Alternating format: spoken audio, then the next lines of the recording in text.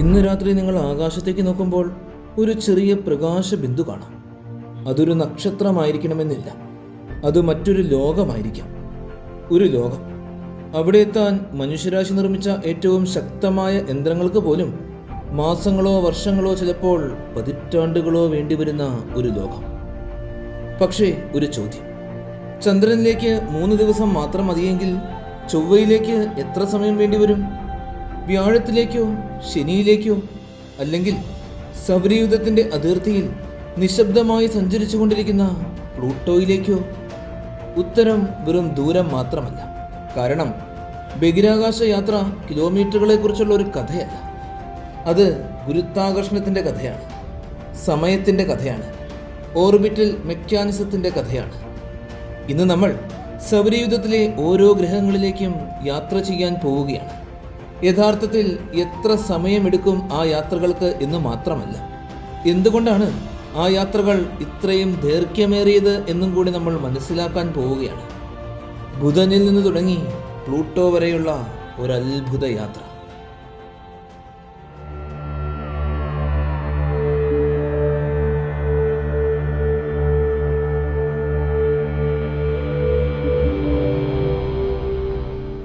ഒട്ടുമിക്ക ആളുകളും ഈ ഒരു ചോദ്യം ആദ്യമായി നേരിടുമ്പോൾ അറിയാതെ തന്നെ ഒരു മാനസികമായ കണക്കുകൂട്ടലുകൾ തന്നെ നടത്താറുണ്ട്.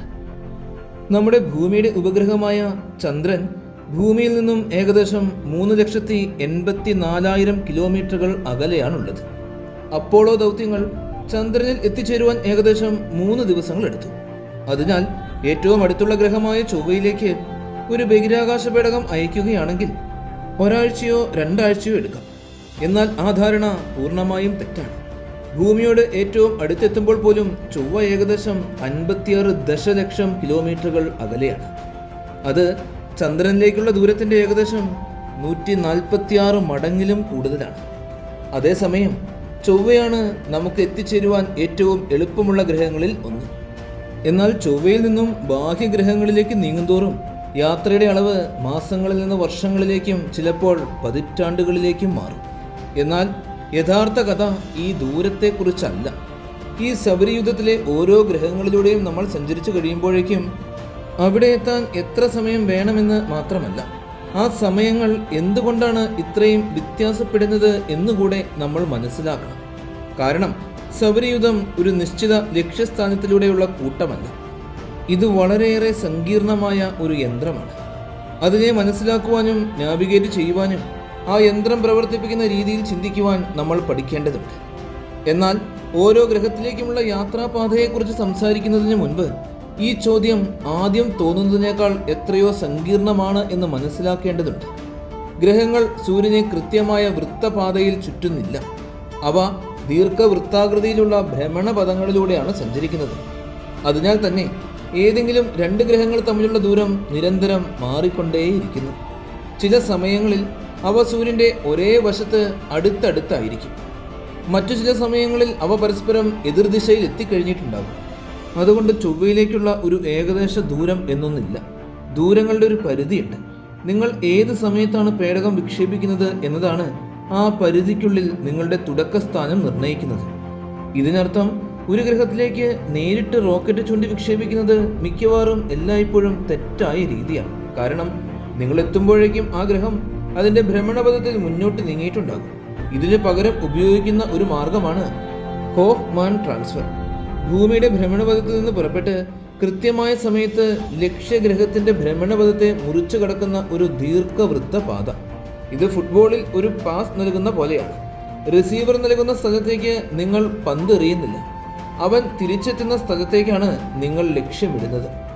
ഹോഫ്മാൻ ട്രാൻസ്ഫർ നമ്മൾ അറിയുന്ന ഏറ്റവും ഇന്ധനക്ഷമതയുള്ള യാത്രാമാർഗമാണ്. എന്നാൽ ഇതിൻ്റെ വില സമയം തന്നെയാണ്. അതിനു പുറമെ മറ്റൊരു ശക്തമായ ഉപാധിയുമുണ്ട്: ഗുരുത്വാകർഷണ സഹായം, അതായത് ഗ്രാവിറ്റി അസിസ്റ്റ്. ഒരു ഗ്രഹത്തിൻ്റെ അടുത്തുകൂടി കടന്നുപോകുന്ന ബഹിരാകാശ പേടകത്തിന് ആ ഗ്രഹത്തിൻ്റെ പരിക്രമണ ഊർജത്തിൻ്റെ ഒരു ഭാഗം കടം വാങ്ങി 1 ഗ്രാം പോലും അധികം പ്രൊപ്പല്ലൻ്റ് കത്തിക്കാതെ തന്നെ കൂടുതൽ വേഗതയിൽ യാത്ര തുടരാൻ കഴിയും. ബഹിരാകാശ യാത്രയിൽ സൗജന്യ ഉച്ചഭക്ഷണം എന്ന ആശയത്തോട് ഏറ്റവും അടുത്തുള്ള കാര്യമാണിത്. വോയേജർ 2 എന്ന ആ വലിയ ദൗത്യം ഇത്തരത്തിലുള്ള 4 ഗുരുത്വാകർഷണ സഹായങ്ങൾ തുടർച്ചയായി ഉപയോഗിച്ചു. ആ അത്യപൂർവമായ ക്രമീകരണം ഉണ്ടായിരുന്നില്ല എങ്കിൽ ഇന്നത്തെ പ്രൊപ്പൽഷൻ സാങ്കേതിക വിദ്യ ഉപയോഗിച്ച് നെപ്റ്റ്യൂണിലേക്കുള്ള ഒരു ദൗത്യത്തിന് ഭൂമിയിൽ നിന്ന് ഉയർത്താൻ കഴിയുന്നതിനേക്കാൾ കൂടുതൽ പ്രൊപ്പല്ലന്റ് ആവശ്യമായേനെ. അതാണ് അടിസ്ഥാന ചട്ടക്കൂട്.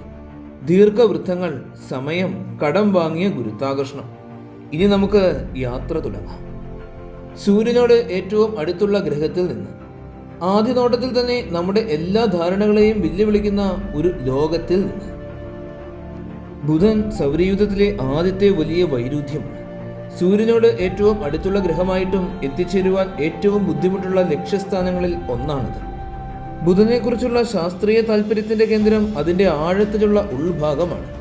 ഗ്രഹത്തിന്റെ വലിപ്പവുമായി താരതമ്യം ചെയ്യുമ്പോൾ അതിന്റെ ലോഹകേന്ദ്രം അസാധാരണമായി വലുതാണ്. ഭൂമിയിൽ അനുപാതം ഏകദേശം 55% ബുധനിൽ അത് അതിലും ശ്രദ്ധേയമാണ്. ഈ ചെറുതും പുരാതനവുമായ ലോകം ഇന്നും ഒരു കാന്തിക ക്ഷേത്രം നിലനിർത്തുന്നു. അത്രയും ചെറുതും പഴക്കമേറിയതുമായ ഈ ഗ്രഹത്തിൽ ഇത് നിലനിൽക്കുന്നത് തന്നെ ശാസ്ത്രജ്ഞരെ അത്ഭുതപ്പെടുത്തുന്ന കാര്യമാണ്.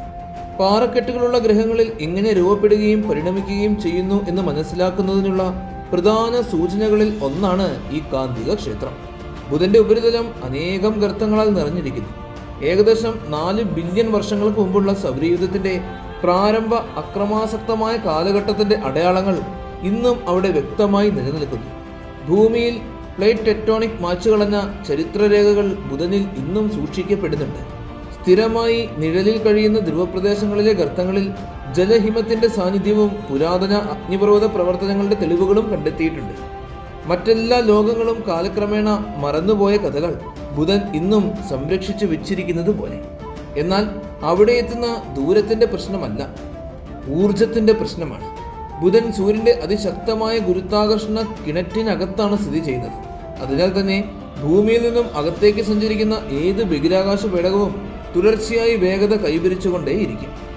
ബുധൻ വരെ എത്തുക എന്നതല്ല പ്രശ്നം, അവിടെ നിർത്തുക എന്നതാണ്. അല്ലാത്ത പക്ഷം പേടകം ഗ്രഹത്തെ മറികടന്ന് മുന്നോട്ട് കുതിച്ചു പോകും.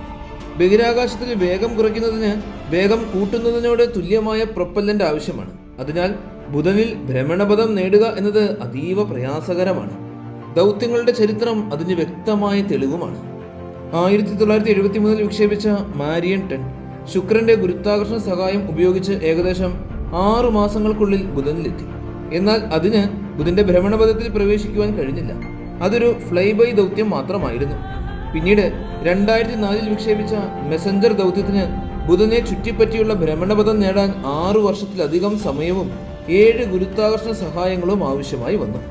ഭൂമിയെയും ശുക്രനെയും പലതവണ ചുറ്റിക്കറങ്ങി ആവശ്യമായ വേഗത കൈവരിച്ച ശേഷമാണ് അതൊടുവിൽ ബുധന്റെ ഭ്രമണപഥത്തിലേക്ക് പ്രവേശിച്ചത്. 2018 വിക്ഷേപിച്ച യൂറോപ്യൻ ജാപ്പനീസ് സംയുക്ത ദൗത്യമായ ബെപ്പി കൊളംബോ അതിലും സങ്കീർണമായ ഒരു യാത്രാപാതയാണ് പിന്തുടരുന്നത്. ഇത് ബുധന്റെ ഭ്രമണപഥത്തിൽ സ്ഥിരതാമസമാക്കുവാൻ 2025 വരെ കാത്തിരിക്കേണ്ടി വന്നു. ഒന്ന് ചിന്തിച്ചു നോക്കൂ, സൂര്യനോട് ഏറ്റവും അടുത്തുള്ള ഗ്രഹത്തിലെത്തുവാൻ പോലും 6.5 വർഷത്തിലും അധികം സമയം ആവശ്യമായി വന്നു. കാരണം സൗരയൂഥം ദൂരം മാത്രം കണക്കാക്കി പ്രവർത്തിക്കുന്നില്ല. അത് ഊർജത്തെയും ഭ്രമണപഥത്തെയും ഗുരുത്വാകർഷണ ബലത്തെയും അടിസ്ഥാനമാക്കിയുള്ള ഒരു മഹത്തായ യന്ത്രമാണ്. ഇനി നമുക്ക് സൂര്യനിൽ നിന്നും അല്പം പുറത്തേക്ക് നീങ്ങാം. ഇവിടെ ആദ്യ നോട്ടത്തിൽ ഭൂമിയുടെ ഇരട്ട സഹോദരി പോലെ തോന്നുന്ന, എന്നാൽ യഥാർത്ഥത്തിൽ അതിൻ്റെ പരിപൂർണ വിപരീത സ്വഭാവമുള്ള ഒരു ലോകം നമ്മെ കാത്തിരിക്കുന്നു. അതാണ് വീനസ് എന്ന ശുക്രൻ. സൂര്യനും ചന്ദ്രനും കഴിഞ്ഞാൽ നമ്മുടെ രാത്രി ആകാശത്തിൽ ഏറ്റവും തിളക്കമുള്ള വസ്തുവാണ് ശുക്രൻ.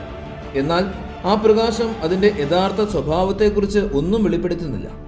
ശുക്രൻ ശാസ്ത്രലോകത്തെ അതീവമായി ആകർഷിച്ചു കൊണ്ടിരുന്നതിൻ്റെ കാരണം അത് ഭൂമിയുമായി അതിശയകരമായ സാമ്യമുള്ള ഒരു തുടക്കത്തിൽ നിന്നാണ് ആരംഭിച്ചത്. സൗരയൂഥത്തിൽ ഏകദേശം ഒരേ പ്രദേശത്ത് ഏകദേശം ഒരേ തരത്തിലുള്ള അസംസ്കൃത വസ്തുക്കളിൽ നിന്നാണ് ഭൂമിയും ശുക്രനും രൂപം കൊണ്ടത്. എന്നാൽ അവയുടെ അന്ത്യം പൂർണ്ണമായും വ്യത്യസ്തമായിരുന്നു. ഒരു വശത്ത് ഭൂമി സമുദ്രങ്ങളും മിതമായ കാലാവസ്ഥയും അതിസങ്കീർണമായ ജീവജാലങ്ങളാലും നിറഞ്ഞ ലോകം. മറുവശത്ത് ശുക്രൻ ബുധനേക്കാൾ പോലും കൂടുതൽ ചൂടുള്ള ഏകദേശം 465 ഡിഗ്രി സെൽഷ്യസ് ഉപരിതല താപനിലയുള്ള പ്രദേശം. സൾഫ്യൂരിക് ആസിഡിന്റെ മേഘങ്ങളാൽ നിറഞ്ഞ അന്തരീക്ഷം. ഭൂമിയിലെ സമുദ്രനിരപ്പിന്റെ മർദ്ദത്തിന്റെ 92 മടങ്ങ് വരെ എത്തുന്ന അന്തരീക്ഷ മർദ്ദം. സൂര്യനിൽ നിന്നും ഭൂമിയേക്കാൾ അടുത്തായിരുന്നാലും ഒരു ഗ്രഹം എത്രത്തോളം ഭീകരമായ അവസ്ഥയിലേക്ക് മാറാൻ കഴിയും എന്നതിൻ്റെ ഏറ്റവും മികച്ച ഉദാഹരണമാണ് ശുക്രൻ.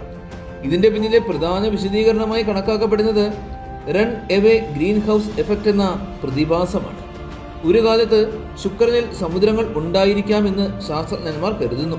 എന്നാൽ അവ നഷ്ടപ്പെട്ടതോടെ ചൂട് നിയന്ത്രണാതീതമായി വർദ്ധിക്കുകയും ഗ്രഹം ഇന്ന് കാണുന്ന നരക സമാനമായ അവസ്ഥയിലേക്ക് മാറുകയും ചെയ്തു. ഇത് ഒരു അക്കാഡമിക് കൗതുകം മാത്രമല്ല. ഒരു ഗ്രഹത്തിന്റെ കാലാവസ്ഥ തിരിച്ചും വരാനാവാത്ത വിധം മാറിയാൽ എന്ത് സംഭവിക്കും എന്ന് മനസ്സിലാക്കുന്നതിനുള്ള ഏറ്റവും വലിയ പ്രകൃതിദത്ത പരീക്ഷണശാല കൂടിയാണ്. അതുകൊണ്ട് തന്നെ അവിടേക്കുള്ള ഓരോ ദൗത്യത്തിനും വലിയ ശാസ്ത്രീയ പ്രാധാന്യവുമുണ്ട്. ശുക്രനിലേക്കുള്ള യാത്രാ സമയങ്ങൾ ചരിത്രപരമായി ആന്തരിക സൗരയൂഥത്തിലെ ഏറ്റവും വേഗമേറിയവയിൽ പെടുന്നു. 1962 വിക്ഷേപിച്ച മാരിയൻ 2 ചരിത്രത്തിലെ ആദ്യത്തെ വിജയകരമായ ഗ്രഹാന്തര ദൗത്യമായി മാറി. അത് വെറും 110 ദിവസങ്ങൾക്കുള്ളിൽ തന്നെ ശുക്രനിൽ എത്തിച്ചേർന്നു. അതിനുശേഷം 16 വർഷങ്ങൾ കഴിഞ്ഞ് 1978 പൈനിയർ വീനസ് കൂടുതൽ ഇന്ധനക്ഷമതയുള്ള എന്നാൽ മന്ദഗതിയിലുള്ള പാത സ്വീകരിച്ചു. അതിന് ഏകദേശം 198 ദിവസങ്ങൾ വേണ്ടി വന്നു. 2005 യൂറോപ്യൻ ബഹിരാകാശ ഏജൻസിയുടെ വീനസ് എക്സ്പ്രസ് ദൗത്യം 153 ദിവസങ്ങൾക്കുള്ളിൽ തന്നെ ശുക്രനിലെത്തി. ഈ യാത്രാ സമയങ്ങളിലെ വ്യത്യാസം ദൂരത്തിന്റെ കാര്യമല്ല, ഇത് പ്രധാനമായും ഒരു തിരഞ്ഞെടുപ്പിന്റെ ഫലമാണ്. വേഗത്തിൽ എത്തണമെങ്കിൽ കൂടുതൽ വേഗത്തിൽ യാത്ര ചെയ്യണം. എന്നാൽ അതിനുശേഷം ഭ്രമണപഥത്തിൽ പ്രവേശിക്കുവാൻ കൂടുതൽ ശക്തമായ ബ്രേക്കിങ്ങും ആവശ്യമാണ്. മന്ദഗതിയിലുള്ള യാത്രയിൽ കൂടുതൽ സമയമെടുക്കും, പക്ഷേ ഇന്ധന ചെലവ് കുറവാണ്. ഓരോ ദൗത്യവും അതിൻ്റെ ലക്ഷ്യങ്ങളും ഭാരം വഹിക്കുന്നതിനുള്ള ശേഷിയും അതനുസരിച്ച് ഈ സന്തുലനം വ്യത്യസ്തമായി തിരഞ്ഞെടുക്കുന്നു. ശുക്രന്റെ ഉപരിതലത്തിലുള്ള ഏറ്റവും ശ്രദ്ധേയമായ വിവരങ്ങൾ നമുക്ക് നൽകുന്നത് സോവിയറ്റ് യൂണിയന്റെ വീനസ് ലാൻഡറുകളാണ്. ഇന്നേ വരെ ശുക്രന്റെ ഉപരിതലത്തിൽ നിന്നും നേരിട്ട് ചിത്രങ്ങൾ അയച്ചു തന്ന ഏക ബഹിരാകാശ പേടകങ്ങൾ അവയാണ്.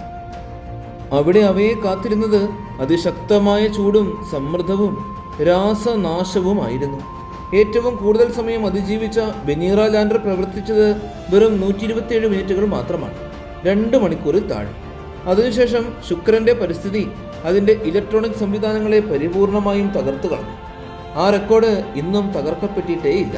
കാരണം അതിനുശേഷം ആരും ശുക്രന്റെ ഉപരിതലത്തിൽ അത്രയും ദൈർഘ്യമേറിയ ഒരു ദൗത്യത്തിനും വേണ്ടി പരിശ്രമിച്ചിട്ടേയില്ല. എന്നാൽ ശുക്രനെ വിട്ട് അടുത്ത ലക്ഷ്യസ്ഥാനമായ ചൊവ്വയിലേക്ക് നീങ്ങുമ്പോൾ സംഭാഷണത്തിന്റെ സ്വഭാവം തന്നെ മാറുന്നു. ഇത് വെറും ശാസ്ത്രീയ കൗതുകമായി തുടരുന്നതല്ല, ഇത് മനുഷ്യരാശിയുടെ ഭാവിയെക്കുറിച്ചുള്ള ഒരു ആസൂത്രണ ചർച്ചയായി തന്നെ മാറുന്നു. കാരണം സൗരയൂഥത്തിൽ മനുഷ്യൻ യഥാർത്ഥത്തിൽ താമസിക്കുവാൻ സാധ്യതയുള്ള ലോകമെന്ന നിലയിൽ ഗൗരവമായി പരിഗണിക്കപ്പെടുന്ന ഏക ഗ്രഹമാണ് ചൊവ്വ. സർക്കാർ ബഡ്ജറ്റ് രേഖകളും ബഹിരാകാശ ഏജൻസികളുടെ ദീർഘകാല ആസൂത്രണങ്ങളിലും ഗൗരവമേറിയ എഞ്ചിനീയറിംഗ് പഠനങ്ങളിലും പതിവായി പ്രത്യക്ഷപ്പെടുന്ന ഒരു വാക്കാണ് ഈ മനുഷ്യദൗത്യം. സൗരയൂഥത്തിലെ മറ്റേതൊരു ഗ്രഹത്തെക്കാളും കൂടുതലായി മനുഷ്യർ ഒരു ദിവസം നേരിട്ട് കാലുകുത്തുവാൻ സാധ്യതയുള്ള ഒരു ലോകമായി കണക്കാക്കപ്പെടുന്നത് ചൊവ്വയാണ്. അതിന് ശക്തമായ കാരണങ്ങളുണ്ട്. ചൊവ്വയിലെ ഒരു ദിവസം 24 മണിക്കൂറും 37 മിനിറ്റുമാണ്. അതായത് ഭൂമിയിലെ ദിവസ ദൈർഘ്യത്തോട് ഏറെ സാമ്യമുള്ളത്. അവിടെ ധ്രുവപ്രദേശങ്ങളിൽ ജലഹിമമുണ്ട്, പുരാതന നദികളുടെ പാതകൾ, തടാകങ്ങളുടെ അടിത്തട്ടുകൾ, ഒരു കാലത്ത് ഒരു വലിയ വടക്കൻ സമുദ്രം ഉണ്ടായിരുന്നേക്കാമെന്ന സൂചനകൾ എന്നിവ വരെ കണ്ടെത്തിയിട്ടുണ്ട്. ചൊവ്വയുടെ അന്തരീക്ഷം ഭൂമിയുടേതിനേക്കാൾ വളരെയേറെ നേർത്തതാണ്. ഭൂമിയുടെ അന്തരീക്ഷ മർദ്ദത്തിന്റെ ഏകദേശം 1% മാത്രം. പ്രധാനമായും കാർബൺ ഡൈ ഓക്സൈഡാണ് അവിടുത്തെ ഘടകം. ഈ അന്തരീക്ഷം ഒരു വിചിത്രമായ വെല്ലുവിളി സൃഷ്ടിക്കുന്നു. ബഹിരാകാശ പേടകത്തെ വളരെ സുരക്ഷിതമായി ഇറക്കുവാൻ മതിയായ കട്ടിയില്ല. അതിനാൽ തന്നെ അതിനെ പൂർണ്ണമായും അവഗണിക്കുവാൻ കഴിയാത്ത അത്ര കട്ടിയുമുണ്ട്. അതുകൊണ്ടാണ് ചൊവ്വയിലെ ലാൻഡറുകൾ ബഹിരാകാശ എഞ്ചിനീയറിംഗിലെ ഏറ്റവും സങ്കീർണമായ പ്രവർത്തനങ്ങളിൽ ഒന്നായി കണക്കാക്കപ്പെടുന്നത്. അതുകൊണ്ട് തന്നെ 1960-കളിൽ തുടങ്ങി ഇന്നേ വരെ കോടാനുകോടിക്കണക്കിന് ഡോളർ ചിലവഴിച്ച നിരവധി ദൗത്യങ്ങൾ അവിടേക്ക് അയക്കപ്പെട്ടിട്ടുണ്ട്. എന്നാൽ ചൊവ്വയുടെ ദൂരം നിരന്തരം മാറിക്കൊണ്ടിരിക്കുന്നു. 2003 ഏകദേശം 60,000 വർഷത്തിനിടയിൽ ഏറ്റവും അടുത്ത സമീപത്തെത്തി. ചൊവ്വ ഭൂമിയിൽ നിന്നും 55.76 ദശലക്ഷം കിലോമീറ്റർ മാത്രം അകലെയായിരുന്നു. എന്നാൽ ഏറ്റവും അകന്ന അവസ്ഥയിൽ ആ ദൂരം എന്നത് 400 ദശലക്ഷം കിലോമീറ്ററിലധികമാകാം. ശരാശരി ദൂരം ഏകദേശം 225 ദശലക്ഷം കിലോമീറ്ററാണ്. ഈ അകലത്തിന് മറ്റൊരു ഫലവുമുണ്ട്.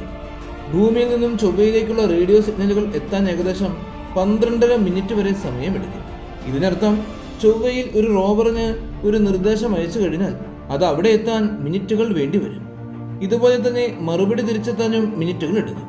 അതിനാൽ ചൊവ്വയിലെ റോവറുകൾക്ക് ഒരു പരിധിവരെ സ്വയം തീരുമാനങ്ങൾ എടുക്കാൻ കഴിയണം. ഇന്നത്തെ രാസ പ്രൊപ്പൽഷൻ സാങ്കേതിക വിദ്യ ഉപയോഗിച്ചുള്ള ഒരു സാധാരണ ഹോക്ക്മാൻ ട്രാൻസ്ഫർ യാത്രയ്ക്ക് ഏകദേശം 7 മുതൽ 9 മാസം വരെ എടുക്കും.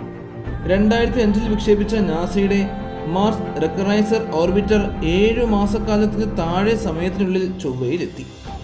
ക്യൂരിയോസിറ്റി റോവറിനെ വഹിച്ച ബഹിരാകാശ പേടകത്തിന് ഏകദേശം 8.5 മാസത്തോളം സമയം വേണ്ടി വന്നു. എന്നാൽ മനുഷ്യരെ അയക്കുന്നതിൻ്റെ കണക്കുകൂട്ടലുകൾ കൂടുതൽ സങ്കീർണമാണ്. ഒരു അനുയോജ്യമായ വിക്ഷേപണ ജാലകത്തിൽ യാത്ര ആരംഭിച്ചാലും മടങ്ങി വരാനുള്ള അടുത്ത അവസരത്തിനായി ചൊവ്വയുടെ ഉപരിതലത്തിൽ 14 മുതൽ 18 മാസം വരെ കാത്തിരിക്കേണ്ടി വരാം. അതോടെ ഒരു സമ്പൂർണ്ണ മനുഷ്യദൗത്യത്തിൻ്റെ ദൈർഘ്യം ഏകദേശം 2.5 മുതൽ 3 വർഷം വരെ നീളും. ഇവിടെയാണ് യഥാർത്ഥ വെല്ലുവിളികൾ ആരംഭിക്കുന്നത്. ഭൂമിയുടെ കാന്തിക ക്ഷേത്രത്തിന് പുറത്തുള്ള ആഴത്തിലുള്ള ബഹിരാകാശം മനുഷ്യ ശരീരത്തെ തുടർച്ചയായി കോസ്മിക് വികിരണങ്ങൾക്ക് വിധേയമാക്കപ്പെടുന്നു. ഇത് ദീർഘകാല ക്യാൻസർ സാധ്യത ഗണ്യമായി വർദ്ധിപ്പിക്കുന്നു. ഒരു സമ്പൂർണ്ണ ചൊവ്വ ദൗത്യത്തിൽ ഒരു ബഹിരാകാശ യാത്രികന് ലഭിക്കുന്ന വികിരണ അളവ് നാസ നിശ്ചയിച്ചിട്ടുള്ള കരിയർ പരിധിയോട് വളരെ അടുത്തായിരിക്കും. അതേസമയം ദീർഘകാല മൈക്രോഗ്രാവിറ്റി അസ്ഥികളുടെ സാന്ദ്രത കുറയ്ക്കുകയും ഹൃദയ രക്തചംക്രമണ വ്യവസ്ഥയെ ദുർബലപ്പെടുത്തുകയും ചെയ്യും. ഇവയെല്ലാം പരിഹരിക്കാവുന്ന പ്രശ്നങ്ങൾ മാത്രമാണ്. എന്നാൽ ഇതുവരെ പൂർണ്ണമായി ഇവയൊന്നും പരിഹരിക്കപ്പെട്ടിട്ടുമില്ല. അതുകൊണ്ടാണ് പുതിയ പ്രൊപ്പൽഷൻ സാങ്കേതിക വിദ്യകൾക്ക് വലിയ പ്രാധാന്യം ലഭിക്കുന്നത്. അവയിൽ ഏറ്റവും പ്രതീക്ഷ നൽകുന്ന ഒന്നാണ് ന്യൂക്ലിയർ തെർമൽ പ്രൊപ്പൽഷൻ. രാസ ഇന്ധനം കത്തിക്കുന്നതിന് പകരം ഒരു ന്യൂക്ലിയർ ഫിഷൻ റിയാക്ടർ ഹൈഡ്രജൻ പ്രൊപ്പല്ലന്റിനെ അതിതാപനിലയിൽ ചൂടാക്കി ത്രസ്റ്റ് സൃഷ്ടിക്കുന്ന സംവിധാനമാണിത്. സൈദ്ധാന്തികപരമായി ഇത് ചൊവ്വയിലേക്കുള്ള യാത്രാ സമയം 3-4 മാസമാക്കി കുറയ്ക്കുവാൻ കഴിയും. സാങ്കേതിക വിദ്യയുടെ അടിസ്ഥാന രൂപങ്ങൾ ഇതിനകം നിലവിലുണ്ട്. എന്നാൽ ഇതുവരെ ഒരു പ്രവർത്തനക്ഷമമായ സംവിധാനം ബഹിരാകാശത്ത് പരീക്ഷിക്കപ്പെട്ടിട്ടേയില്ല. അതിനാൽ മനുഷ്യരെ ചൊവ്വയിൽ എത്തിക്കുന്നതിലേക്കുള്ള ഏറ്റവും വലിയ പ്രശ്നം റോക്കറ്റുകളോ ലൈഫ് സപ്പോർട്ടിംഗ് സംവിധാനങ്ങളോ അല്ല. യാത്രാസമയം സുരക്ഷിതമായി കുറയ്ക്കുവാൻ കഴിയുന്ന പ്രൊപ്പൽഷൻ സാങ്കേതിക വിദ്യയുടെ അഭാവമാണ്. ചൊവ്വ മനുഷ്യർക്ക് യാഥാർത്ഥ്യബോധത്തോടെ എത്തിച്ചേരുവാൻ കഴിയുന്ന ലോകങ്ങളുടെ അതിർത്തിയെ പ്രതിനിധീകരിക്കുന്നു. അതിനപ്പുറം വെല്ലുവിളികൾ ക്രമേണ സ്വഭാവം മാറുന്നു. ഇത് വെറും കൂടുതൽ ദൂരത്തിൻ്റെ കാര്യമല്ല, മുഴുവൻ ദൗത്യ രൂപകൽപ്പന തന്നെ മറ്റൊരു തലത്തിലേക്ക് ഉയരുന്നു. ആ മാറ്റം ആദ്യമായി വ്യക്തമായി അനുഭവപ്പെടുന്നത് സൗരയൂഥത്തിലെ ഏറ്റവും വലിയ ഗ്രഹത്തിൻ്റെ സമീപത്താണ്, ജൂപ്പിറ്റർ എന്ന വ്യാഴം. വ്യാഴത്തെക്കുറിച്ച് പറയുമ്പോൾ ഗ്രഹത്തേക്കാൾ കൂടുതൽ ശാസ്ത്രീയ താല്പര്യം അതിൻ്റെ ചില ഉപഗ്രഹങ്ങളോടാണ്, പ്രത്യേകിച്ച് 3 ലോകങ്ങളോട്: യൂറോപ്പ, ഗാനിമേഡ്, കാലിസ്റ്റോ. ഈ 3 ഉപഗ്രഹങ്ങളുടെയും മഞ്ഞുപാളികളുടെ അടിയിൽ ആഗോള ദ്രാവക ജലസമുദ്രങ്ങൾ നിലനിൽക്കാനുള്ള ശക്തമായ സാധ്യതയുണ്ട്. വ്യാഴത്തിൻ്റെ അതിശക്തമായ ഗുരുത്വാകർഷണം അവയുടെ ഉൾഭാഗങ്ങളെ നിരന്തരം വളച്ചൊടിക്കുകയും ഞെരുക്കിക്കളയുകയും ചെയ്യുന്നു. ഈ പ്രക്രിയയെ ടൈഡൽ ഹീറ്റിംഗ് എന്നാണ് വിളിക്കുന്നത്. ഇതിന്റെ ഫലമായി ഉണ്ടാകുന്ന ചൂട് ഉപരിതലത്തിനടിയിലെ ജലദ്രാവകാവസ്ഥയിൽ നിലനിൽക്കുവാൻ സഹായിക്കുന്നു. ഈ ഉപഗ്രഹങ്ങളിൽ ഏറ്റവും കൂടുതൽ ശ്രദ്ധയാകർഷിക്കപ്പെടുന്നത് യൂറോപ്പയാണ്. ശാസ്ത്രജ്ഞന്മാരുടെ കണക്കുകൂട്ടലുകൾ പ്രകാരം യൂറോപ്പയുടെ ഉപരിതലത്തിനടിയിലെ സമുദ്രത്തിൽ ഭൂമിയിലെ എല്ലാ സമുദ്രങ്ങളിൽ ഉള്ളതിനേക്കാളും കൂടുതൽ ജലമുണ്ടായിരിക്കാം. അതിൻ്റെ മഞ്ഞുപാളികളിൽ കാണപ്പെടുന്ന നീണ്ട വിള്ളലുകളും സങ്കീർണമായ പാറ്റേണുകളും ഇന്നും സജീവമായ ഭൂമിശാസ്ത്ര പ്രവർത്തനങ്ങൾ നടക്കുന്നതിൻ്റെ സൂചനകളാണ്. യൂറോപ്പയുടെ ഉപരിതലത്തിൽ വളരെ നേർത്ത ഒരു ഓക്സിജൻ അന്തരീക്ഷമുണ്ട്. വ്യാഴത്തിൻ്റെ വികിരണം ജലഹിമത്തെ നിരന്തരം വിഭജിക്കുന്നതിൻ്റെ ഫലമായിട്ടാണ് ഇത് രൂപപ്പെടുന്നത്. ഭൂമിക്ക് പുറത്ത് ജീവൻ നിലനിൽക്കുവാൻ ഏറെ സാധ്യതയുള്ള ലോകമാണിത്. ഇനി നമുക്ക് വ്യാഴത്തിലേക്കുള്ള യാത്രയിലേക്ക് പോകാം. വ്യാഴം ഭൂമിയിൽ നിന്നും ഏകദേശം 590 ദശലക്ഷം മുതൽ 970 ദശലക്ഷം കിലോമീറ്ററുകൾ വരെ അകലെയാണുള്ളത്. അവിടേക്കുള്ള ഒരു പ്രകാശ സിഗ്നൽ എത്തിച്ചേരുവാൻ ശരാശരി 43 മിനിറ്റ് വരെ സമയമെടുക്കും. അതായത് വ്യാഴത്തിനടുത്തുള്ള ഒരു ബഹിരാകാശ പേടകവുമായി ആശയവിനിമയം നടത്തുമ്പോൾ ഗണ്യമായ കാലതാമസം അനിവാര്യമാണ്. വ്യാഴത്തിലെത്തിയ ആദ്യത്തെ ബഹിരാകാശ പേടകമായ പൈനിയർ 10 ഏകദേശം 640 ദിവസങ്ങൾക്കുള്ളിൽ, അതായത് ഏകദേശം 21 മാസങ്ങൾക്കുള്ളിലാണ് അവിടെ എത്തിയത്. അതിന് പിന്നാലെ വോയേജർ 1 വെറും 546 ദിവസങ്ങൾക്കുള്ളിൽ വ്യാഴത്തെ മറികടന്നുപോയി. എന്നാൽ ഈ ദൗത്യങ്ങൾക്ക് ഒരു പ്രത്യേകതയുണ്ടായിരുന്നു. അവ വ്യാഴത്തിൽ നിർത്തിയിട്ടില്ല. അവ വെറും ഫ്ലൈ ബൈ ദൗത്യങ്ങളായിരുന്നു. ഒരു ഗ്രഹത്തെ മറികടന്നു പോകുന്നതും അതിൻ്റെ ഭ്രമണപഥത്തിൽ പ്രവേശിക്കുന്നതും തമ്മിൽ വലിയ വ്യത്യാസമുണ്ട്. വ്യാഴത്തിൽ നിർത്തണമെങ്കിൽ അവിടെ എത്തുമ്പോൾ വേഗത ഗണ്യമായി കുറയണം. അതാണ് ഏറ്റവും വലിയ വെല്ലുവിളി. 1989 വിക്ഷേപിച്ച ഗലീലിയോ ദൗത്യം വ്യാഴത്തിന്റെ ഭ്രമണപഥത്തിൽ എത്തിച്ചേരുവാൻ ഏകദേശം 6 വർഷത്തോളം എടുത്തു.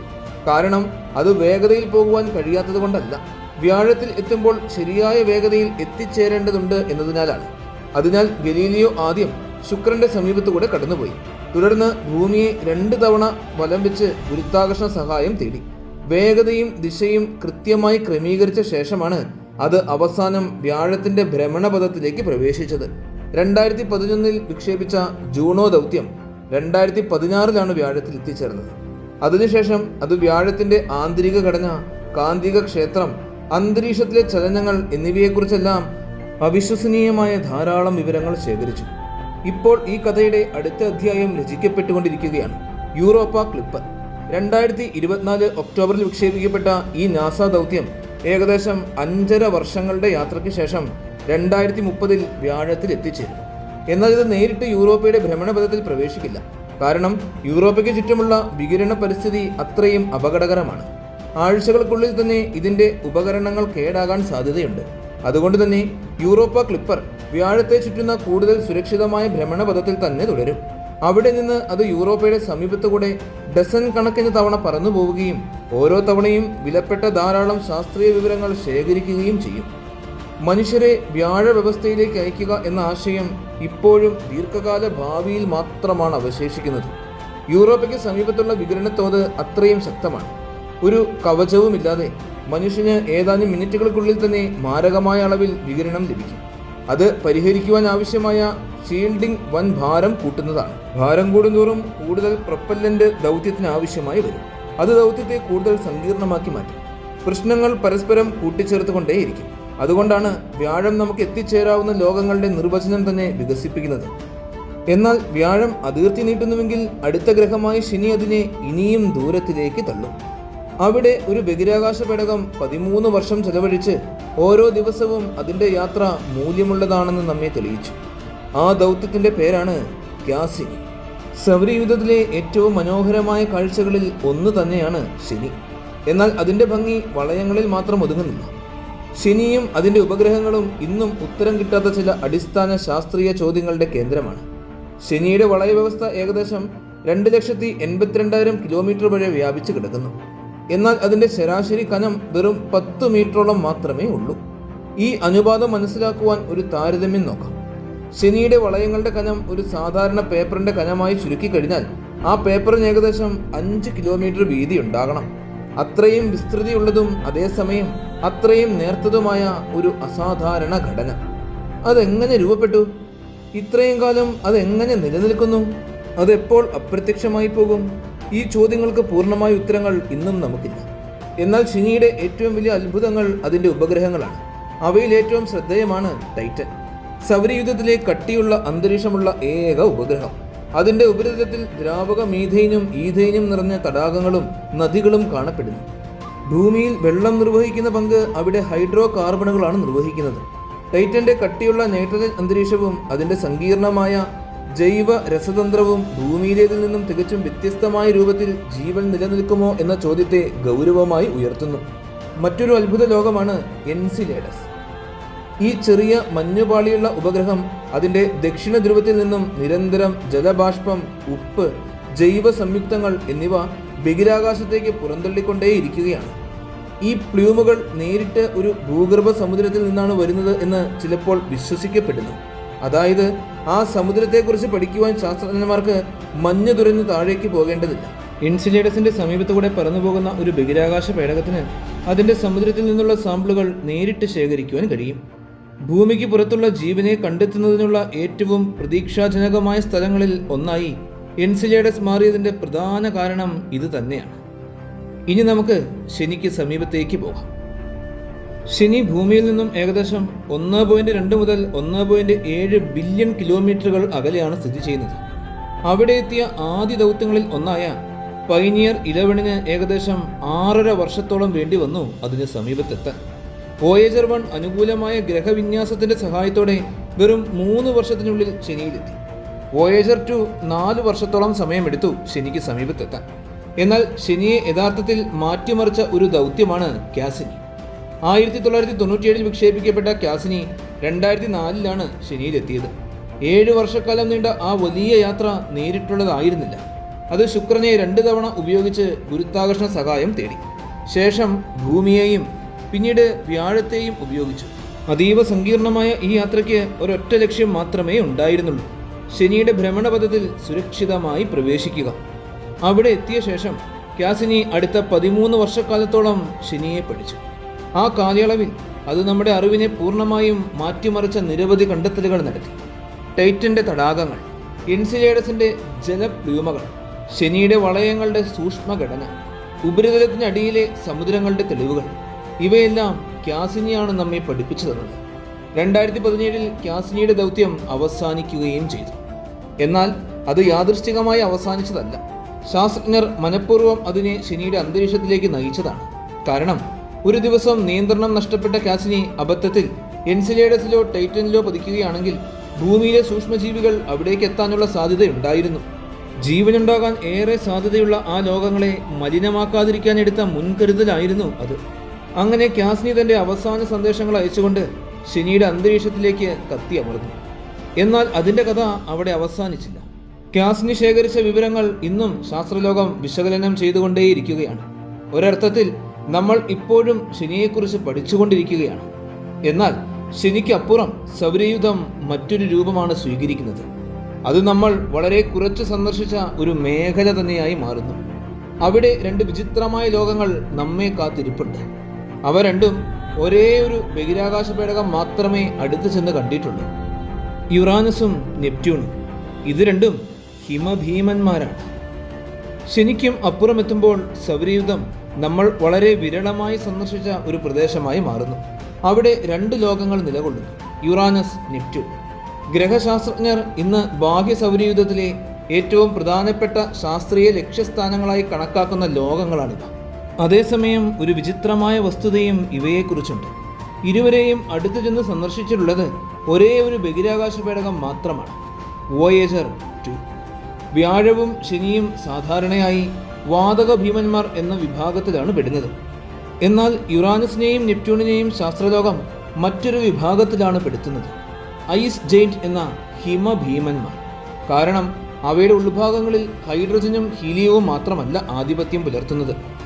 വെള്ളം, അമോണിയ, മീഥെയിൻ എന്നിവ ഉയർന്ന മർദ്ദത്തിൽ ദ്രാവക രൂപത്തിൽ നിലകൊള്ളുന്ന സങ്കീർണമായ ആന്തരിക ഘടനകളാണ് അവയ്ക്കുള്ളിലുള്ളത്.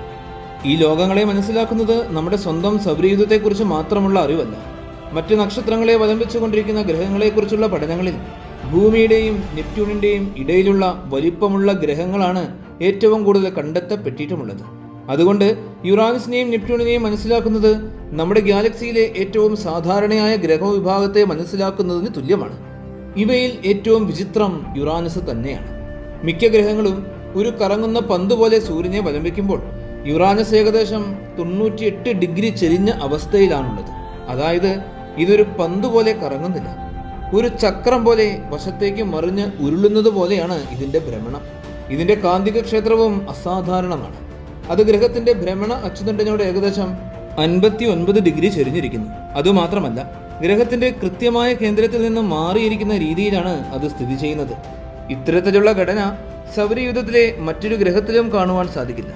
ഇതെല്ലാം യുറാനസിന്റെ ആന്തരിക ഘടനയിൽ എന്തോ അസാധാരണമായ കാര്യമുണ്ട് എന്ന് സൂചിപ്പിക്കുന്നു.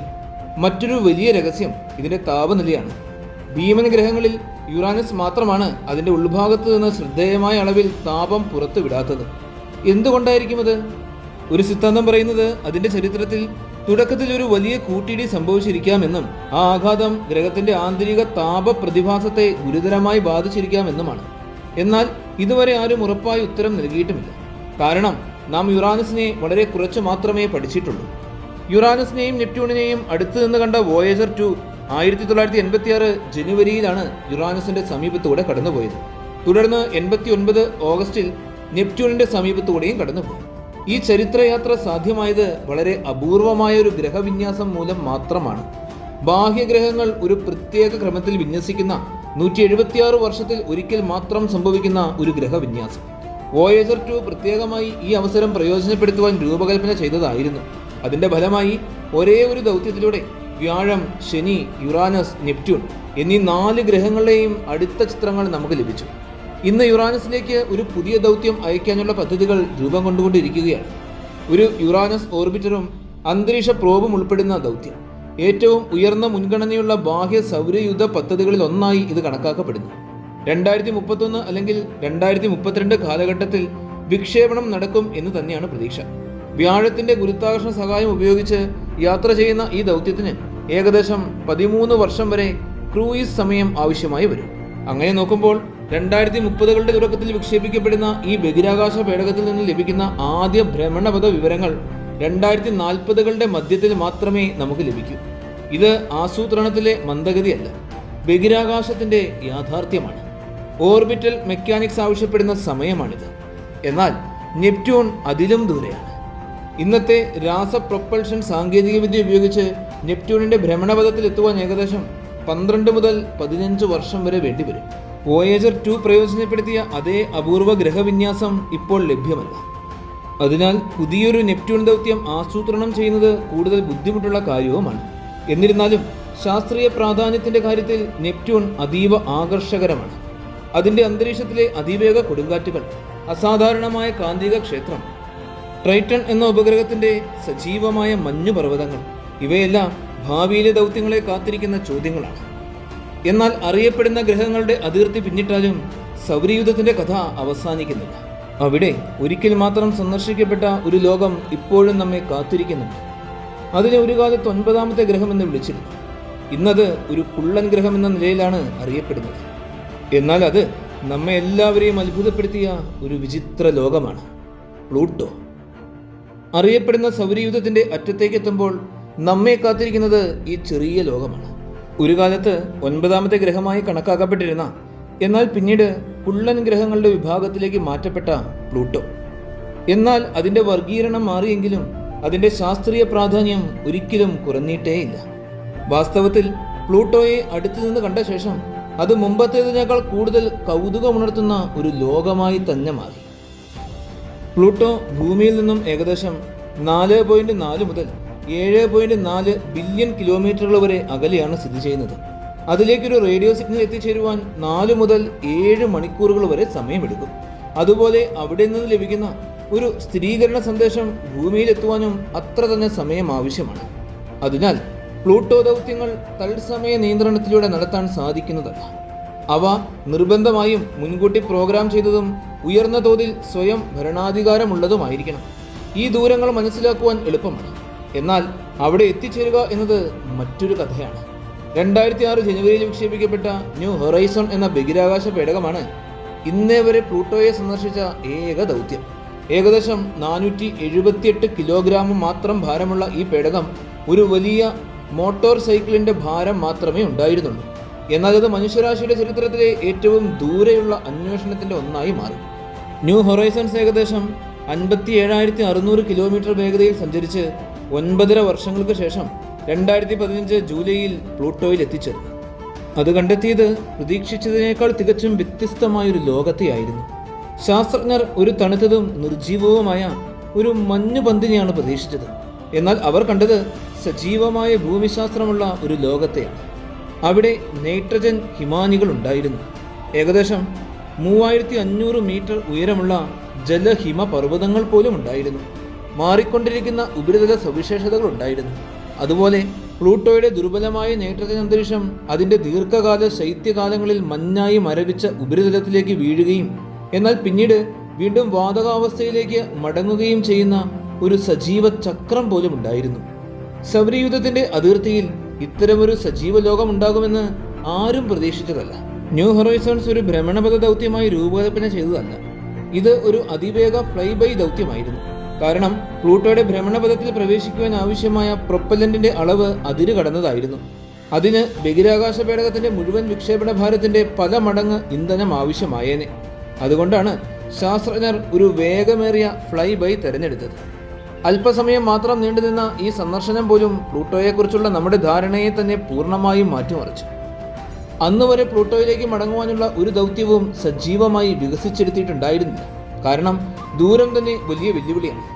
ഇന്നത്തെ രാസപ്രൊപ്പൽഷൻ സാങ്കേതിക വിദ്യ ഉപയോഗിച്ച് ഒരു മനുഷ്യദൗത്യം പ്ലൂട്ടോയിലെത്തുവാൻ ഏകദേശം 35 വർഷം വരെ എടുക്കും.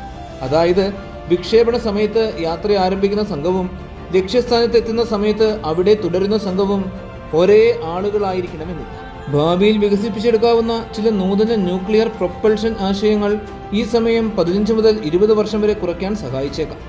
എന്നാൽ അവ ഇപ്പോഴും സിദ്ധാന്തപരമോ പ്രാരംഭ വികസന ഘട്ടത്തിലോ മാത്രമാണ്. അതിനാൽ പ്ലൂട്ടോ ഇന്നും മനുഷ്യരാശിക്ക് വളരെ ദൂരെയുള്ള ഒരു ലക്ഷ്യസ്ഥാനം തന്നെയായി തുടരുകയാണ്.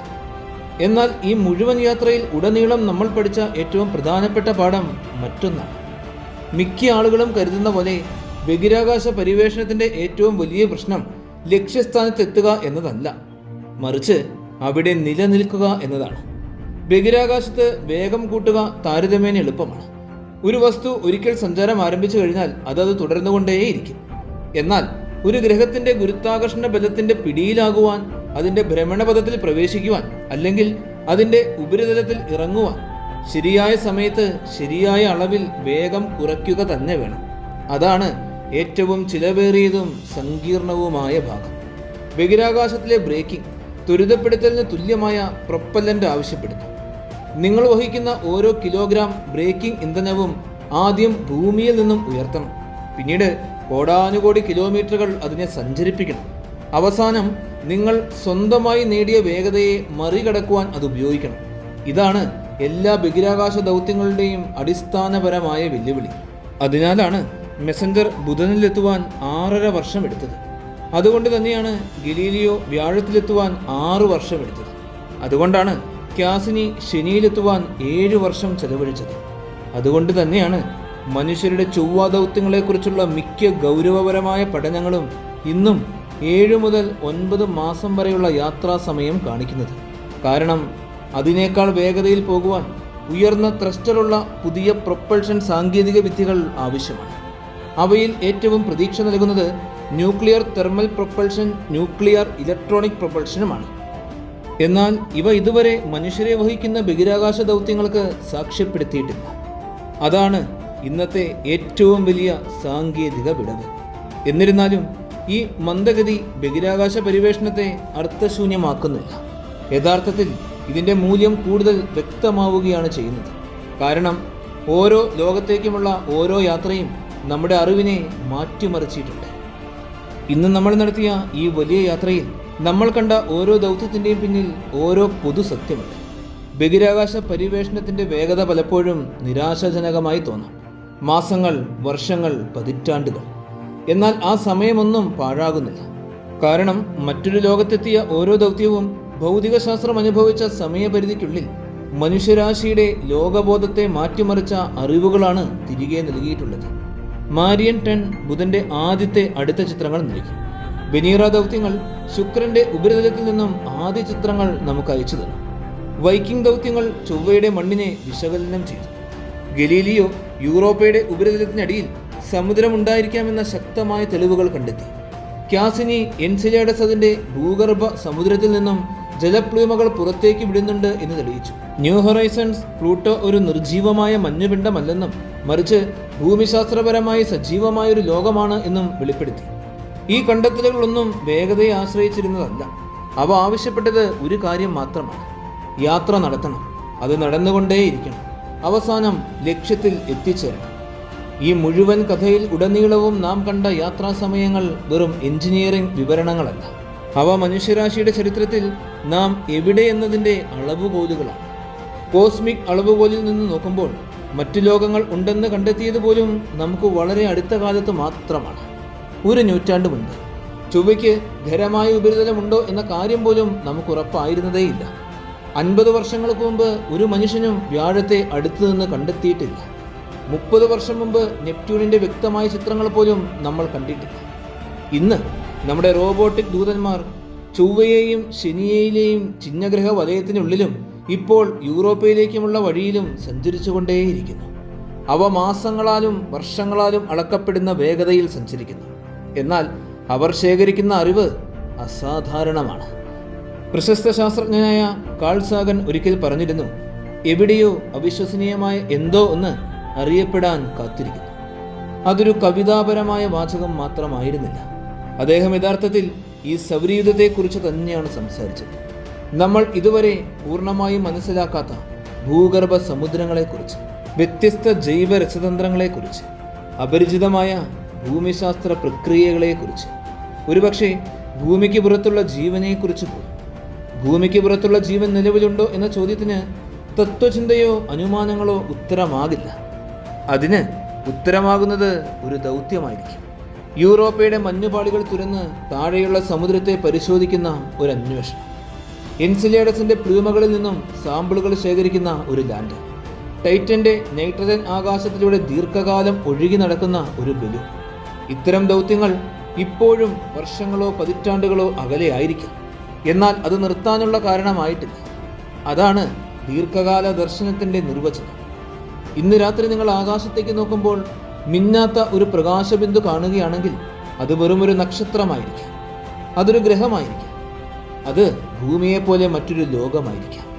അവിടെ എത്താൻ നമുക്ക് നിർമ്മിക്കുവാൻ അറിയുന്ന ഏറ്റവും മികച്ച യന്ത്രങ്ങൾക്ക് മാസങ്ങളോ വർഷങ്ങളോ പതിറ്റാണ്ടുകളോ ആവശ്യമായ ഒരു ലക്ഷ്യസ്ഥാനമായിരിക്കാം. ആ ചിന്ത ഒരു നിമിഷം മനസ്സിൽ നിലനിർത്തും. സ്പുട്നിക് മുതൽ വോയേജർ വരെ, വോയേജർ മുതൽ ന്യൂ ഹൊറൈസൺ വരെ നമ്മൾ ഇതുവരെ വിക്ഷേപിച്ച എല്ലാ ബഹിരാകാശ പേടകങ്ങളും ഒരേ കാര്യമാണ് ചെയ്തിട്ടുള്ളത്. അവ ഭൂമിയുടെ ഗുരുത്വാകർഷണ കിണറിൽ നിന്നും പുറത്തു കടക്കുന്നു. സൂര്യപ്രകാശം പോലും മണിക്കൂറുകൾ എടുത്ത് കടന്നു പോകുന്ന ദൂരങ്ങളിലേക്ക് സഞ്ചരിക്കുന്നു. ഒരു വിശ്വാസത്തിന്റെ അടിസ്ഥാനത്തിൽ, അവിടെ എന്തോ വിലപ്പെട്ട ഒന്നുണ്ട് എന്ന വിശ്വാസത്തോടെ. നമ്മൾ എത്തിച്ചേരുന്നതിന് മുൻപ് പോലും യാത്രയ്ക്ക് അർത്ഥമുണ്ടെന്ന് ചരിത്രം കാണിക്കുന്നത് ആ വിശ്വാസം ശരിയായിക്കൊണ്ടേയിരിക്കുന്നു എന്നാണ്. ഓരോ തവണയും, ഓരോ ദൗത്യത്തിലും, ഓരോ ലോകത്തിലും സൗരയൂഥം ഒരു പശ്ചാത്തലമല്ല, നമ്മുടെ അയൽപക്കമാണ്. നമ്മൾ ഇതുവരെ പൂർണ്ണമായും പരിവേഷണം ചെയ്യാത്ത രഹസ്യങ്ങളും അത്ഭുതങ്ങളും നിറഞ്ഞ ഒരു അയൽപക്കം. ദീർഘവീക്ഷണത്തോടെ നോക്കുകയാണെങ്കിൽ മനുഷ്യരാശി ഇപ്പോഴും ഒരു മഹത്തായ യാത്രയുടെ തുടക്കത്തിൽ മാത്രമാണ്. നമ്മൾ താമസിക്കുന്ന സ്ഥലം യഥാർത്ഥത്തിൽ എന്താണെന്ന് മനസ്സിലാക്കുന്നതിനുള്ള വലിയ യാത്രയുടെ, അതിൻ്റെ ആദ്യ അധ്യായങ്ങൾ മാത്രമാണ് ഇതുവരെ എഴുതപ്പെട്ടിട്ടുള്ളത്. ഇന്നത്തെ ഈ വലിയൊരു യാത്ര എല്ലാവർക്കും ഒരുപാട് ഇഷ്ടമായി എന്ന് വിശ്വസിക്കുന്നു. നിങ്ങളുടെ എല്ലാവരുടെയും സപ്പോർട്ടുകൾ കൂടെ ഉണ്ടാകണം. നല്ലൊരു വീഡിയോയുമായി അടുത്ത എപ്പിസോഡിൽ കാണാം.